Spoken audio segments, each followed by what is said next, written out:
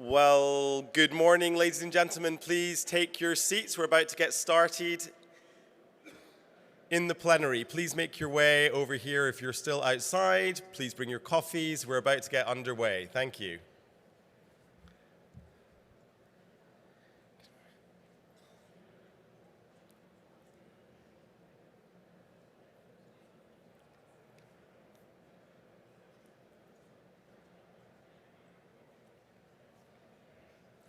Well, good morning, ladies and gentlemen, and welcome to International Telecoms Week 2022.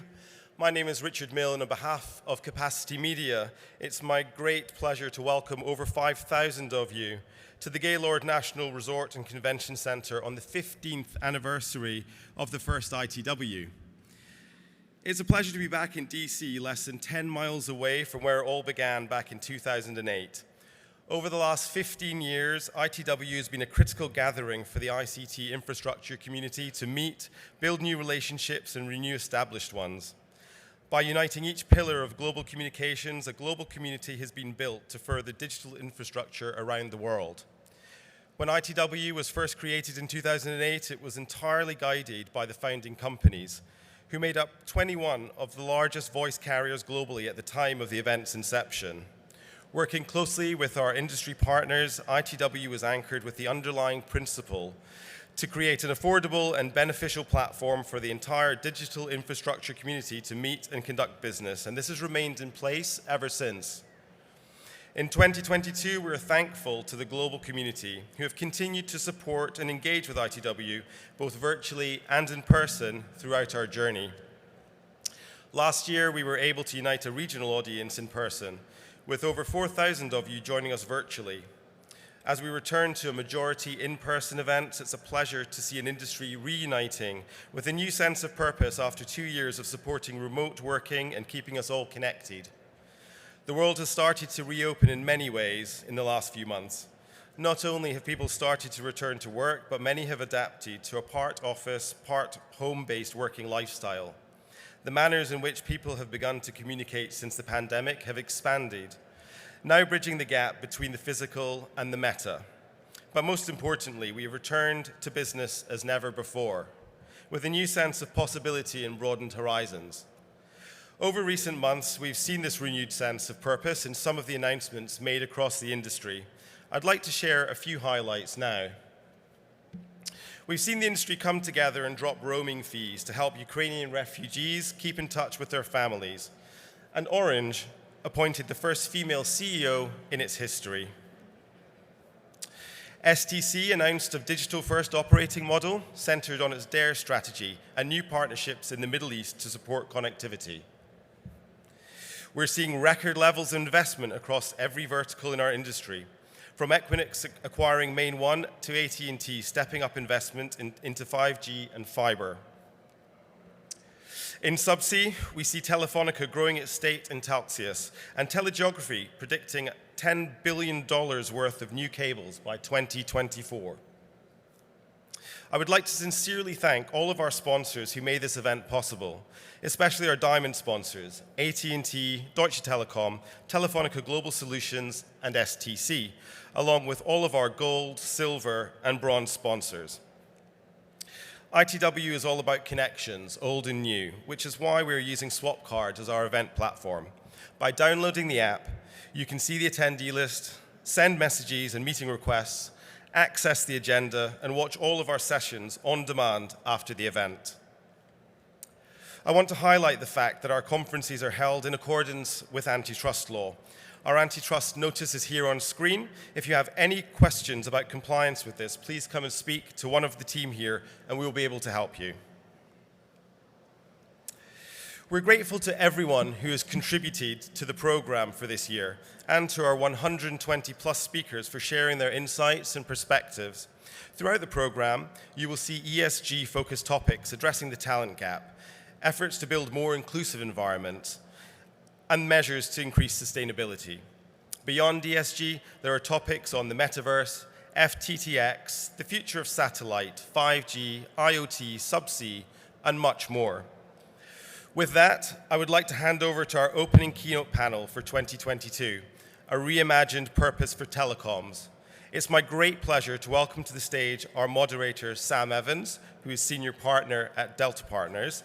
And I'm going to ask Sam to join us now to introduce the panelists. Thank you.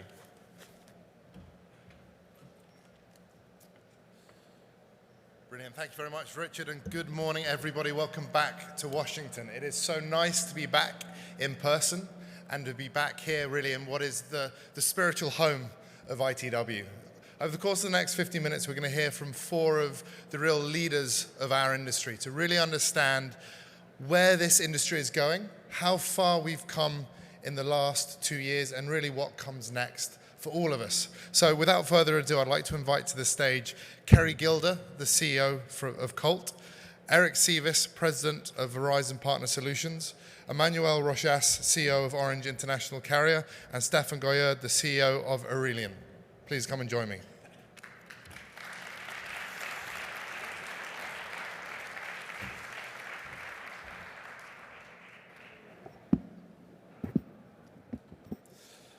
Amazing. So good morning, everybody. And I see smiles, which is fantastic. And it's great to see smiles that are not just penned in around a Teams screen, but full body language smiles.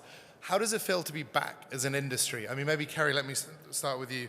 We were last together, properly Atlanta 2019. How are you feeling now versus how you felt then? I'd say the word that I would use, Sam, is energized. And I think that in the last couple of years, there's been a lot of challenge across the industry, but there's also been a lot of opportunity.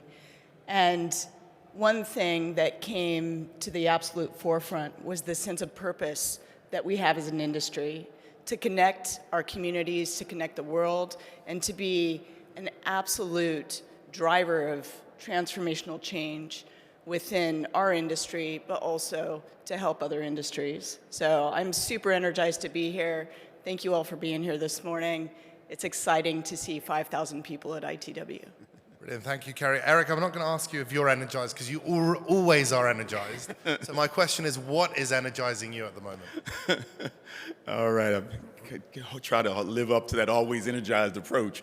I think the biggest thing for me, one, I think Kerry's points are so right on the money, but being back with the people, I think is such an important piece. The culture is important to us, realizing that, our purpose to keep people connected across working at home, schools, continue to make certain that, communications can still take advantage, I think is a big push in a lot of things that I see. So often we look at, what's going on in this industry, how do we help this industry get back to a growth narrative? And really it's each and every one of us today and companies coming together and figuring out how do we partner to take care of the big bandwidth requirements that are required in the industry? What are we doing to care for the people needs in our industry? And a lot of, I'll call it adaptability, being flexible enough to accept that the way we've always done things are not necessarily the way we need to do things going forward. And we can still be productive and still allow people to get some balance in their life, Sam, as well. Brilliant. Thank you, Eric. And Emmanuel, it's a similar question to you. I mean, let's go back Atlanta 2019, Washington 2022. When you look at this from an industry perspective, what's different? What's been the fundamental change between then and now? Well, I think that actually in the past 2 years, we have kept our energy first through the challenges we had to face, and then because we wanted to continue the business, continue to connect people and the world. And now I think we are motivated, energized in this place by the opportunities, and we will talk about the purpose. But really, I feel that our discussions are even more looking forward than what we had in 2019. So that's really a good prospect. Fantastic. Last but not least, Stefan, maybe talk us through the last 3 years. I think when we're back at ITW 2019, you were still Telia Carrier. So there's been a lot of changes. So maybe you can just take us through how has the last 3 years been as a sort of a whistle-stop tour for you going from Telia Carrier into Aurelian and that transformation? Yeah, I think it's been maybe a little bit like in a washing machine almost, right, for the past 2 years. It's been very intense, of course, like everyone else. We stopped working out of the offices. We went through a rather extensive due diligence process, of course, and a transaction throughout the COVID days without actually really meeting anyone. I think it was also very well kept secret in the industry just due to that fact. There weren't really any conferences, no gossip, no nothing, right? So that was a big transition for us as a company, becoming standalone and a new name and a new brand. But I would say in many ways I feel fortunate really to be in this industry that has had a fantastic impact during the past 2 to 3 years. Really visible, I think, the impact that we do have as an industry in general, and I think that's been fantastic to see and very fortunate for all of us being here today as well. And I love the optimism here. I love the excitement. But let's not kid ourselves. It's been a tough couple of years. I mean, if we go back, what have we had? We've had a pandemic. We've had macroeconomic challenges across markets, multiple geopolitical complexities across supply chains, territories you operate in, and then the concept of the Great Resignation and that battle for talent. Could you maybe talk us through, and maybe Emmanuel, let me come to you first. As you look back over the past 2-3 years, what has been the biggest challenge for you in terms of driving the business or leading your business, and how have you got through that? Well, clearly the challenge was to face the crises, the different crises that we came across, and so of course managing the capacity increase, the increase also of the threats in the world. So let's say the DDoS attack multiplied by 8 between before COVID and now. So this was really the challenge, and we've done that, and we are very proud of it. And we've done it probably because we didn't know it was impossible. And what I find striking is that what we created during this period is really relevance. And now, because we have done all this, or we've taken all those challenges, and we have proven that we are able to support the economics and the digital transformation. Now we come into this post-COVID area with this sense of relevance, and we can find this next purpose. But that thing of relevance, maybe Kerry, let me ask you this. It's almost cliche. We talk about, look, we found our relevance as the industry. Everybody needed bandwidth when they went to work from home. Is this just a fad? Will we go back in 6 months' time to instead of keeping the world connected, it'll be connectivity is taken for granted again? Or how do we just sustain that relevance and translate that into growth for this industry? I don't think it's a fad. I think it's a reality that as a community that connects the world and the people around the world, that communications has become a universal right.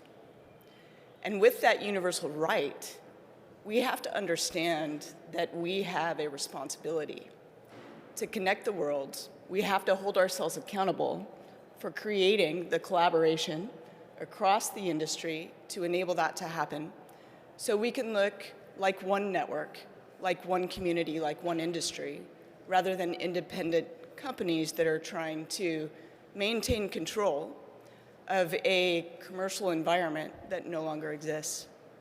And what I mean by that is that if you look at all of those macro dynamics that are going on and boil them down into the micro dynamics that are happening in our industry, what you'll see very quickly is that for international carriers, Eric said it yesterday, we're in a negative 5% deflationary environment.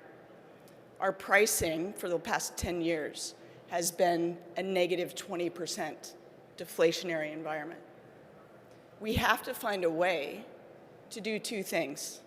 One, create value for our communities and absolutely enable that universal right of connection. But we also have to find a way to drive value into the industry. And that is going to be absolutely critical, because if we don't drive value into the industry, we will not be able to create these universal connections. I'm going to segue then to Eric, because you teed him up. Eric, you're passionate yesterday in the GLF meeting, speaking about the challenges for growth in the industry. Where do you see growth coming from? What does this industry need to do to sustain the relevance, but not just point one from Kerry's point, value for the communities, but create the value so that this industry can continue to invest? Excellent question. And that's one of the things I think in this industry, as we talked yesterday, I mean, this whole conversation about, what is the growth narrative in this particular space? And we have the right to have a growth narrative in this particular space when we look at the point of, the connections that we do across the globe. And once again, making certain that commerce can continue to take place, continue to care for things going on in our environments, what's happening on a social basis, even from a government standpoint. And so one of the things I continue to say is clearly, let's not forget the bread and butter around network as a service, and look at the work that we've done from even TDM migrations to IP, and look at some of the wireless evolution to a point where, I'm now offering LTE, 4G, and 5G to support customers from a fixed wireless access standpoint. These are things that in the wholesale space, we may not have historically really had access to a lot of the wireless assets at the end of the day. So I'm pleased to continue to look at Ethernet. What are we doing from a wave and the internet standpoint? But how do we even migrate further and looking for new opportunities now from network as a service to more above the network services? A lot of us, whether we liked it or not, spend a lot of time on a lot of video conferencing meetings, calls. And I don't know, Verizon, we're like 99% working from home. I think the number's going maybe 92%, and we got 4% that are going to stay at home full time, and another 4% that are going to be in the office full time. So how do we take advantage of that? And looking for new sources of revenue, whether it's video conferencing, security, another big play for us in this particular space. How are we thinking about security and caring for breaches that take place and making certain that commerce can take place in a protected environment? IoT, one of the things we got passionate about yesterday, since we're using the passion word, is, it's a $1 billion industry from the Internet of Things standpoint. And how we do not own our fair share of that in this particular space, as we look at the use cases that can be supported from manufacturing, agriculture, retail, you name the list, there's opportunities for us. And so we continue, I think, to figure out how do we diversify, bring more products and services on top of the great voice service, on top of the great data services we have, and find a way, once again, to price the services to a point where you can get enough volumes, even at a different ARPU level, because I tell my team all the time, it's better than zero when you're moving someone that, hey, was buying a service from you that had a comma in it, and now I'm buying a service from you because of the bandwidth that we have and the availability we have in the network, 2 digits, 3 digits. How do we sell enough of that at an ARPU level that takes care of what we're trying to do in this particular industry? And that's saying really where I think we can start seeing growth from. Don't give up the bread and butter that got us to where we are, but continue to look at new products and services on a product roadmap that can care for, I think, the growth opportunities available in the industry. Brilliant, thank you, Eric. So looking after the core, driving innovation into new business. And Stefan, let me come to you because you've obviously been through a transaction process and you've had to sell a value story. What do you see as the equity story of this part of the industry, and how can yourselves as businesses really communicate the value to the capital investors who are going to put money into this part of the industry, that this is where they can get a return on the capital, and these are the types of businesses they should be investing in? Yeah, I guess we succeeded at least. How did you do it? What was your story? Exactly. So, no, but I think we are let's start from the industry point of view. I think we're as an industry, we and discussed here already today, right? We're playing a very important pivotal role in communication, enabling contact between people, geographies, and everything else.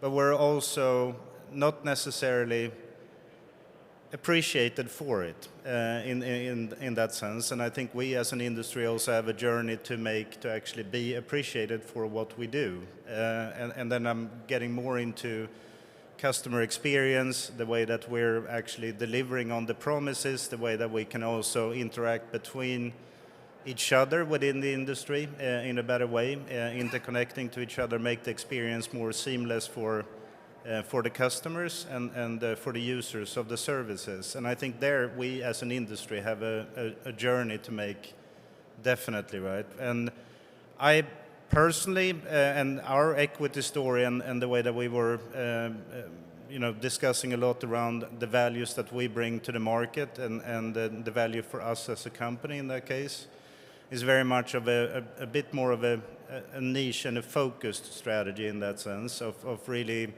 crystallizing out what we do best, and continue to be best in that area, both when it comes to then investing in infrastructure to enable the services that we're doing, but also in terms of actually servicing the customers in the best possible way over time. I think it's very much of trying to bring that story to life a little bit and really see how we're executing on that as well. But I think that was our equity story, was to really be laser focused on what we're doing and stay within that framework and really excel towards the customer base globally. So a story of focus. And you see that, I think, if we look at multiples, investors reward focus. And so this brings back the age-old debate. Kerry, I'm going to ask you this one, if I may. We see a lot of companies separate, right, and they carve out the infrastructure. Eric's also saying that the growth is a story of core plus more. How do you see the value creation story going forward? Is it possible to do both? Or do the carriers need to take a decision? Are we going to go down and we're going to be a really good infra player? Or we're going to say, actually, we're going to become asset light, because with softwareization, it's all about a virtual on-net, and we're actually going to play at the platform and service layer. Or can you do both? I think if you look at, again, I'll go back to the equity play. I mean, the infrastructure is definitely being rewarded by the PE, environment to 20 to 23 times multiples, some of the transactions of late. If you look at the services market, it's nowhere near that. And so the reality is you need the service, the enterprise needs the service in order to operate their environment. But it's also highly dependent upon the infrastructure that it rides on. And if you look at any of the CAGRs that are happening within our industry, within the cloud industry, we're actually at a negative. The overall industry is at a negative 1% revenue. If you look at the cloud industry, it's growing at more than 30% year on year. If you look at bandwidth is the largest growing CAGR today in our industry. And if you take that into consideration, what you can see very clearly is there's a dependency on both. So whether you separate the infrastructure from the service, and have an asset light or a only infrastructure business, there's a dependency between the two. So my strong feeling is that it's not a matter of company separation, it's a matter of focus and ensuring that you have the right teams in the right places, focusing on the right elements of the infrastructure. At Colt, we're still driving significant amounts of fiber investment out into Europe and into Asia in particular. At the same time, we're creating next generation services, and our largest growing part of our portfolio right now is SD-WAN and SASE, which is a combined unified service that we're enabling out to the enterprise. If you want to do bandwidth on demand, which I think is the linchpin for this industry, you have to enable that software claw into the infrastructure. So this is where I think we have to work together, because nobody's going to have a universal infrastructure globally, and nobody's going to have the software development capability in order to build the true global platform that's required for the future. Emmanuel, what's your thought? I can see you sort of nodding pensively there. Do you share that thought? Is the future bandwidth on demand and having that software claw into the infrastructure? Is that how you see it going forward? Yeah, that's clear that what the market is going to is really the everything on demand. So that there is we need to support this evolution. We need to be able to deliver this promise to our customers and to the market. It's a real challenge to be able to do that, because it's a challenge in terms of company culture, in terms of operating model. We need to move from a traditional telco to something more like a tech co. That means that we need to acquire new skills, new talents, in particular in the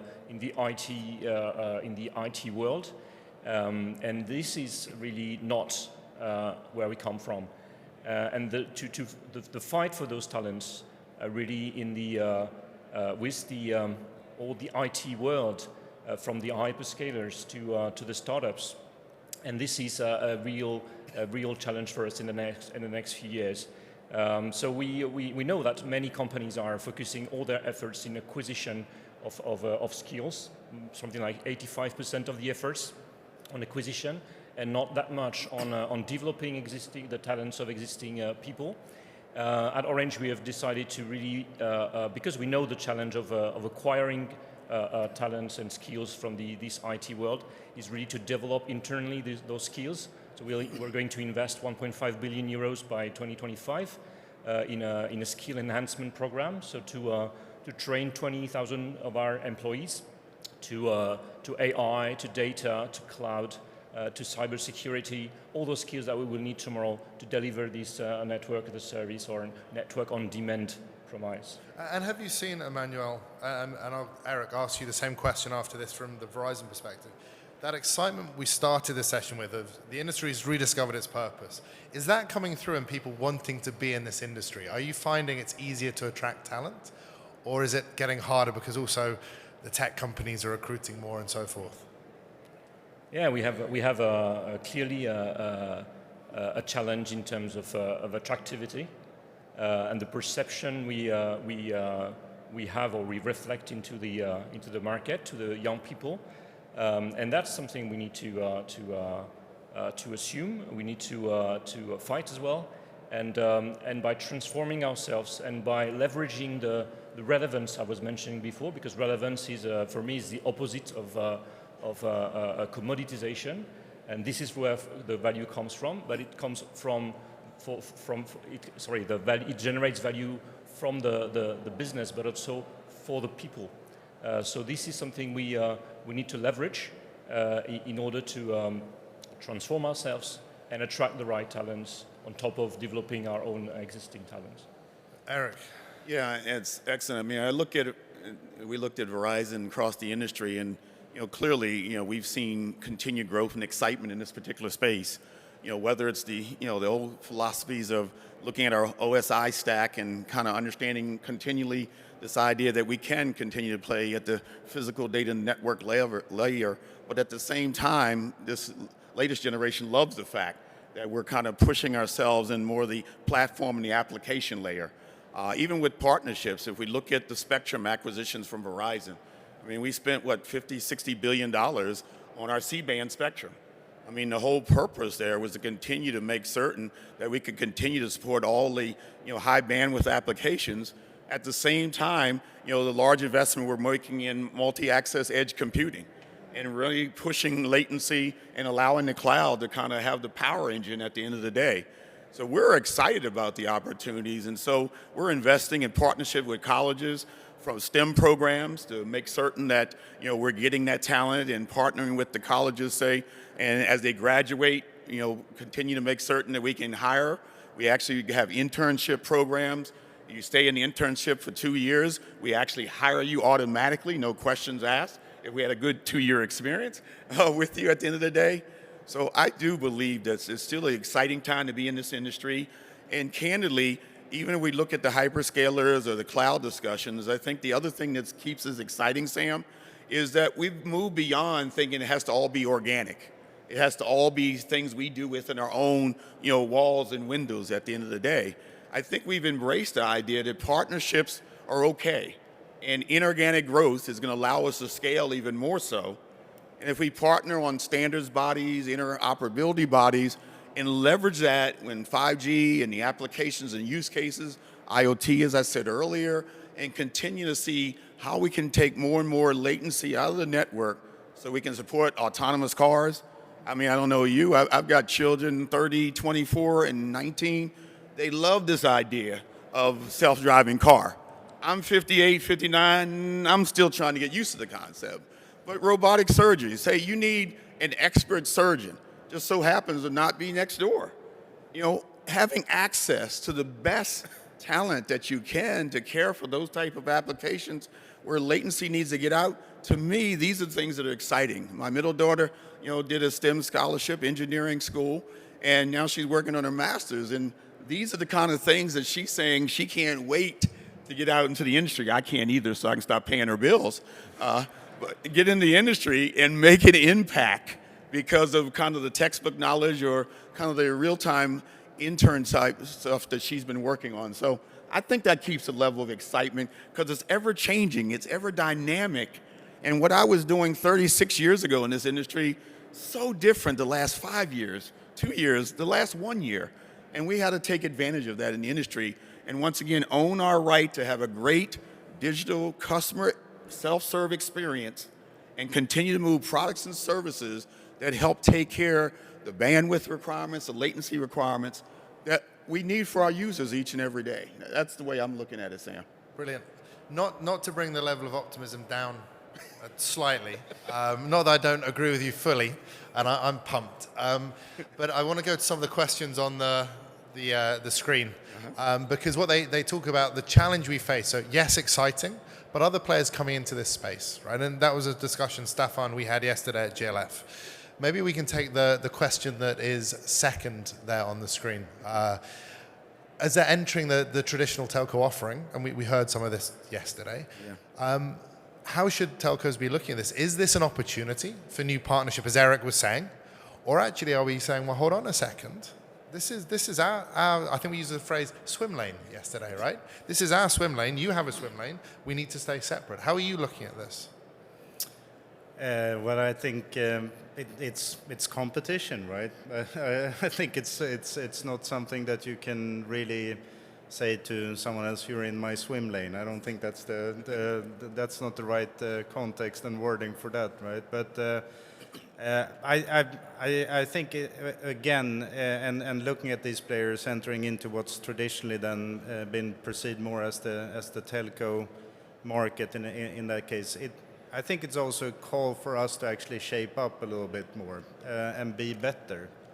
If we were servicing that seamless and in a good way on a global footprint, I don't think that would be an opportunity for others because it wouldn't be relevant really to do that. So I think it's a bit of the industry failing in some cases that is actually driving a few other services that are coming into what we traditionally have been doing in a somewhat clunky way on a global basis, to be honest, right?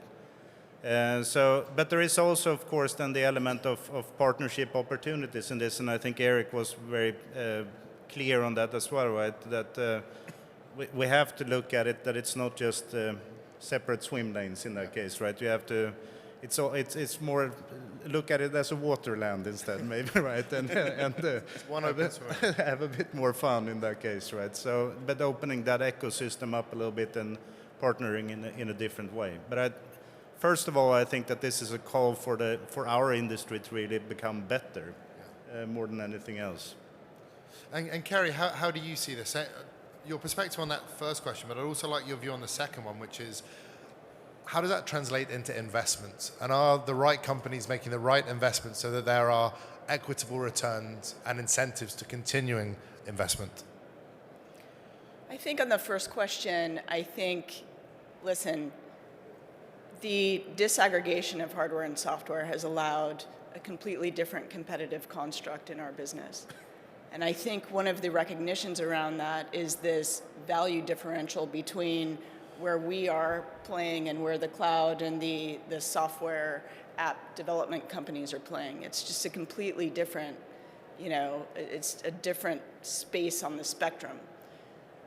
I think, to Stefan's point, it's because of where we've failed in the industry to recognize where the next generation of consumers, whether those be business or retail consumers, what they want. We had the opportunity to create WhatsApp, but we didn't. So, the reality is we have to open our minds a little bit to Gen Z, to the millennials, to the next generation of consumers and buyers. And we have to be more cognizant of what they're actually looking for. And simplicity, scale, and speed are going to be paramount. And this is what the hyperscalers have recognized throughout the entire life of building cloud. It's all about scale, simplicity, and speed. I think the second question around big tech, FANG contributions, investments, I look at this as a positive because the CapEx requirement for this industry is exceedingly high. So without private equity, without big tech coming in, we wouldn't have had the builds in subsea that we have today. We wouldn't see some of the FTTH builds that we're seeing in order to create that ubiquitous connectivity. We wouldn't see the likes of Elon Musk over at Starlink starting to think differently about low Earth orbit satellites and driving, with Verizon, driving 5G to the next level. So I think what we have to think about is, number one, the infrastructure is required. There's still areas of the world that aren't connected. So we can work together with big tech, with private equity in order to build out to those locations. We can create the ability to actually enable that global construct through the element of the softwareization and creating that platform space for us. And so in my mind, I see it as a positive if we can get out of the control commoditization aspect of our business. Brilliant, thank you, Eric. So Eric, please. Yeah, I love to add to this one as I get hit with this question frequently. And I think about the investment dollars. I know Verizon on record, I mean, we're putting $17, $18 billion a year annually for as long as I've been at the company. But on top of that, we just put $53 billion out for the C-band spectrum. And then made a commitment for $10 billion on top of that over the next 3 years. So let's just say that's a $120 billion investment over the next 3 years. And the reality of how do you make certain there's a return on that invested capital at the end of the day? And therefore, we've had to really kind of re-engineer our thinking and kind of this new purpose of telecoms, because now, okay, you probably read in the paper, we're partnering with Meta, to understand how do we become more immersive in technology and applications that we're moving forward. We got smart, we're partnering with Google. We're partnering with Microsoft. We now have Oracle partnership in place. In every one of these partnerships, I will tell you, in my journey, would have never really have happened. But today, I think there's a big appreciation that we're stronger together and that we can scale as an industry faster by working together and collaborating on these fronts. And to be candid with you, I mean, I've talked to just about every one of the big cloud providers, and the attitude is, even from a hyperscaler standpoint, they're like, we don't want to spend that money on the network, the connectivity. That's hard. You've been doing it for years, and you're still figuring it out at times. So the collaboration, the partnership, I think even the comment is just like the fiber deployment. I look at the amount of fiber we're putting out today, and it's just scary. But it's a great proposition, whether it's lit or dark fiber, connecting data centers across the board. These are the applications, the opportunities that we can work with, the FANG plus the Microsofts of the world, and really find ourselves taking advantage of this great cloud computing infrastructure, building our network capability, and opening up and unleashing kind of the opportunities in this telecom industry. Brilliant, thank you, Eric. Manuel, I like your view, because you partner with Google on data and AI. You've got a lot of co-investments on subsea cables. So how are you looking within Orange at these types of partnerships?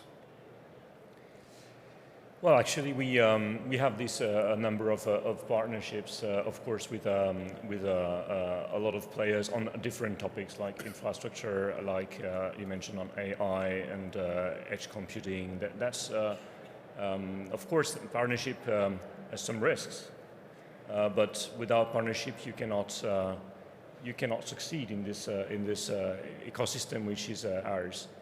I really agree with what was said by Stefan and Kerry on the topics of the questions here. Is that if we see new players enter into our traditional market, it's probably because we have missed something, and we need to reconnect to what's these customers, which were our customers, maybe now sometimes competitors.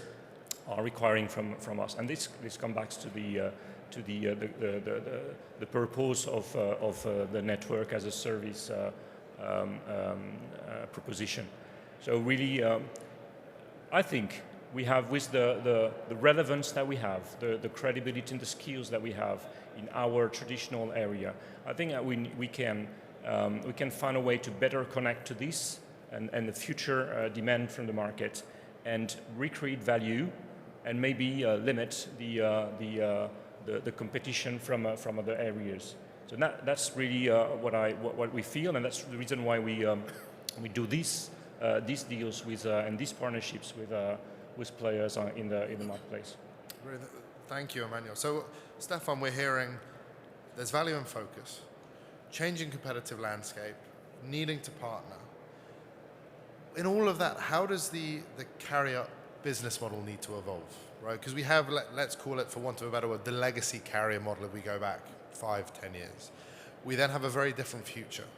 So how do you see the business model of your organization, those of your peers, needing to change in terms of how you operate, the skills you have, how you go to market, where you place investments, to be ready for that next generation of connectivity demand? That's a very big question, I must say, but you can take that in so many different ways, right?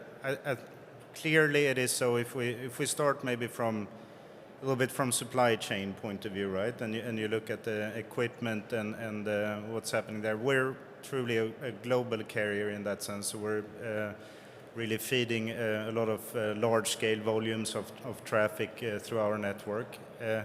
It is very clear that what's driving that industry and the supply chain on that side is definitely the data center connectivity, and within the data centers more, and that's where the vast majority of the investments are going, also from the vendors in that field.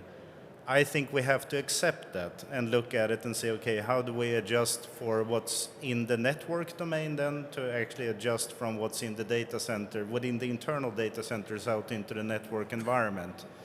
And how do you stretch that out, and how do you do that with new kind of hardware in it? We've gone through quite an extensive change program within our footprint, getting out a lot of the old legacy stuff.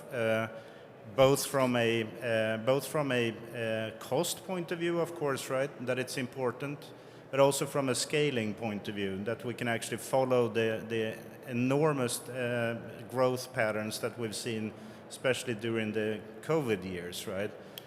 So I think you can slice this question in so many different ways. I took it maybe from the supply side and from the networking side right now.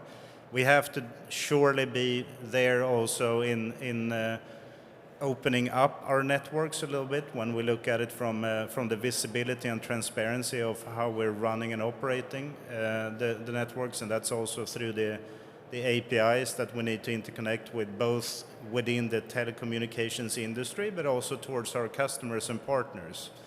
That's in many cases for us in the industry, I think, perceived as a risk if we're sort of exposing the inventory in a different manner than what we traditionally do. I think it's a bigger risk if we don't. So I think we just have to be a bit more open-minded and transparent about how we inter-exchange information between us within the industry, but also with our partners and competitors in some senses, because you have to stay relevant, essentially. Brilliant. Thanks, Stefan. I saw you, Kerry, nodding at the word risk, and there's a question on the stage monitor here about risk in terms of investment. How are you looking at risk? Because there's a way to say, look, we play it safe. We continue to try and grow it single-digit percentage, however much core business, and we double down on that and we protect. Or we maybe take a risk and place a bet on something new, but then there's also the risk of not. So could you maybe let us into your mind of how you're looking at this as you have to do trade-offs for where you want to deploy capital, where you want to deploy resources? I think as an industry, one of the things that we've done is we've created a very solid platform with a high quality of service. You know, we've maintained an element of interoperability that I think you look across any other industry and it doesn't exist. So some of those things I think we can be super proud of and we have to maintain. And in order to do that, we have to adhere to standards. We have to adhere to agreements that we have on the commercial constructs, et cetera. But at the end of the day, risk is personal. So, it's how you're actually perceiving that as an opportunity or as a threat. And I think what we have to do as an industry right now is say, we are already in a very risky proposition. So is it risky to make no choice and stay in the status quo and do the same things the way that we've always done them and have this very traditional thinking when the cloud has moved on, the enterprise is migrating, the consumer environment is now looking for different aspects of the business, whether it be metaverse or it be, application development where they can do that on a global basis, driving that global talent perspective. So I think at the end of the day, the way that we look at it is there's parts of our business that we will absolutely take more risk in than others. We absolutely will still maintain the customer experience, the environment, the reliability and stability of our infrastructure. That's critical. But when we look at the services and the new opportunities for development, could we look at that in a different way? Can we develop that in a different way where it's more open API, where it's more open development, where actually maybe we crowdsource some of that capability by some of the younger generation of talent to have the opportunity to create something in our environment if it doesn't impact the overall quality of service to the customer. So we're I would say at Colt leaning more towards taking the risks on being heavier on the next generation of what the infrastructure needs to look like for the entire industry, not just for Colt. And we're asking for collaboration across the industry in order to participate in that and to drive the applications, the scale. There's some risk in that, but I think, that's what we have to do at this point. But in that sense, Carrie, is there let's say, a different or a greater need for collaboration between carriers than there has been historically? Because it's moving to let's call it a next generation of interoperability. So can you maybe share your thoughts on that? Do we need more collaboration? Is it different collaboration, different types of partners?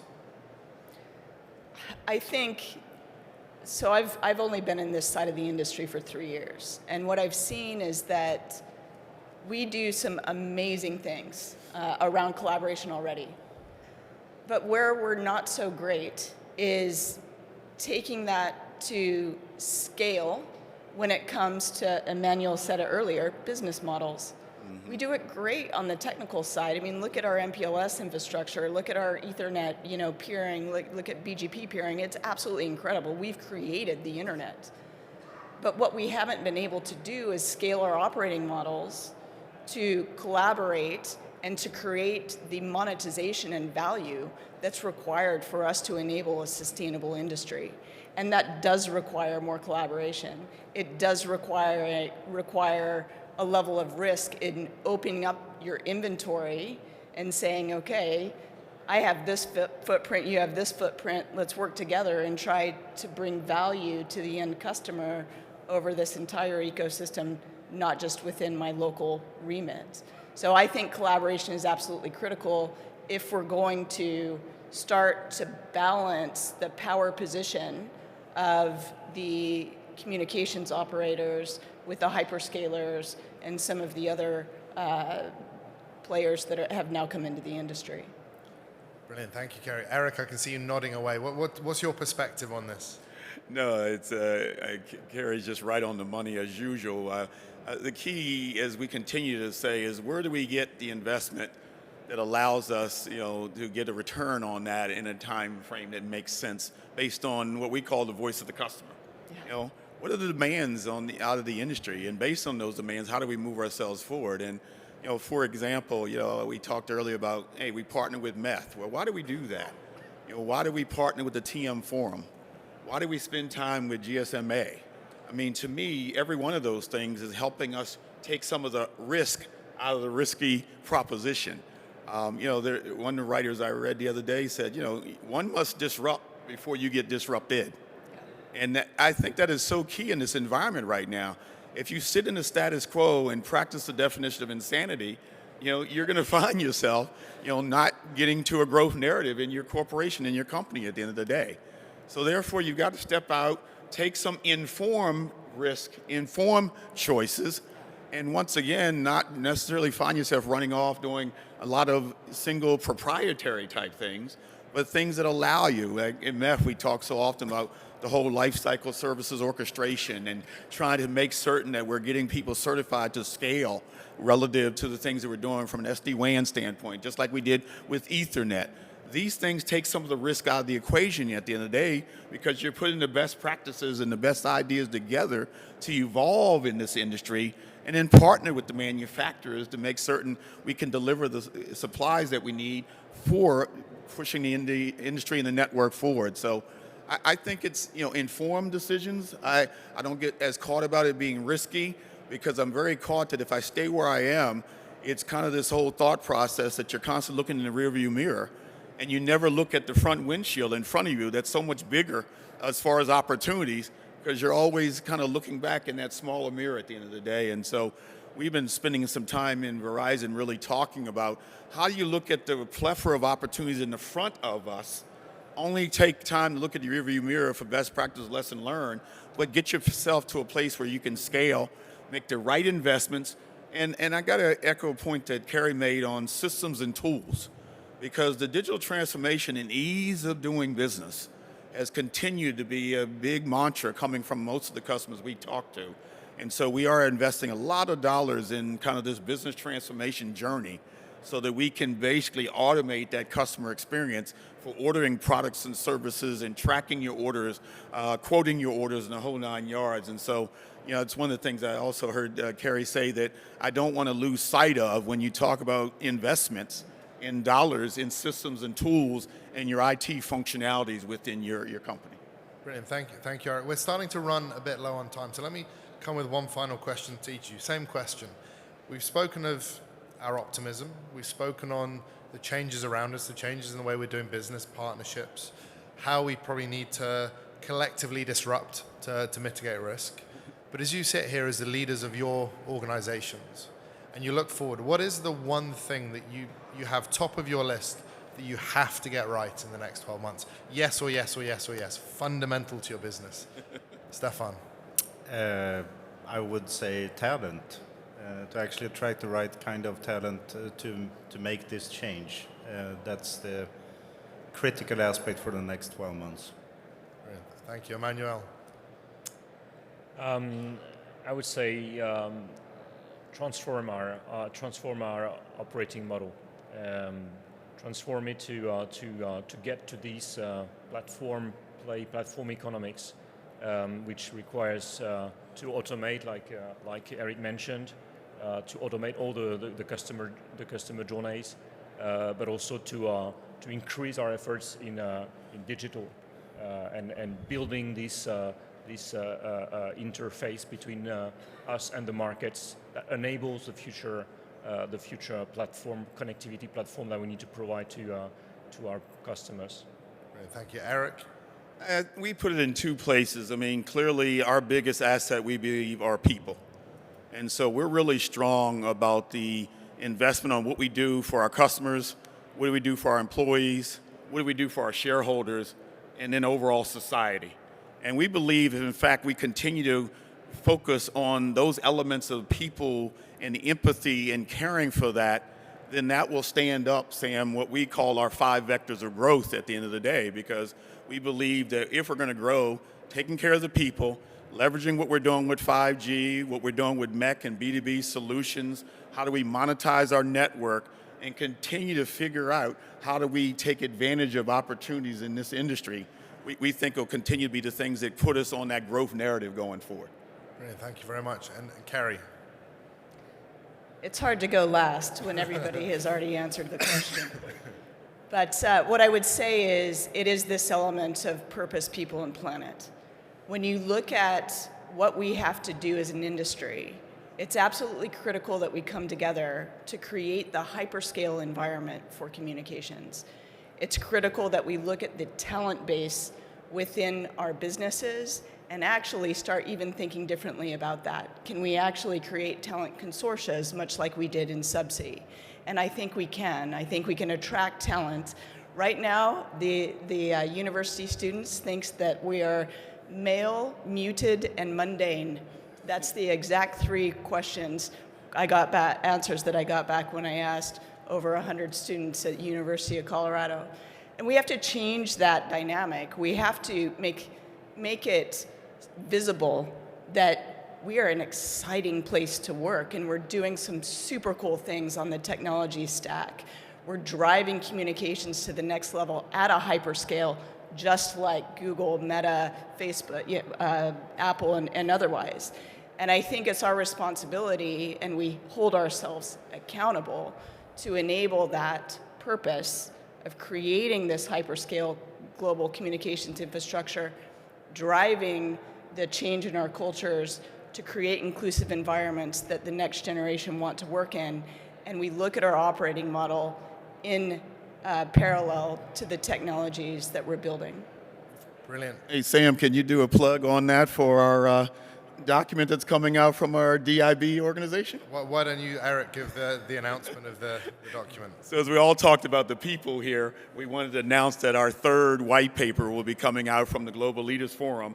So we've continued to move the work forward on gender imbalance, continue to move the work forward on racial equity, and then today we will send out the document, a white paper on inclusivity. Once again, in the midst of what we're talking here, it's people, it's the talent works. How do we attract? How do we develop? How do we inspire a culture where people want to be a part of what we're doing here in the ICT telecom space? So make sure you get a chance to read the 3rd white paper, thanks to Sam and the partnership with the 30-some carriers of the Global Leaders Forum. Brilliant. Thank you very much, Eric. And thank you very much, Stefan, Emmanuel, Eric, and Kerry for their time today and your time listening in. I'm definitely feeling enthused and energetic, knowing that the hands of the industry, or the future of the industry, is in safe and very optimistic hands. So I hope you feel the same. And I wish all of you a very successful ITW. So thank you very much. Thank you.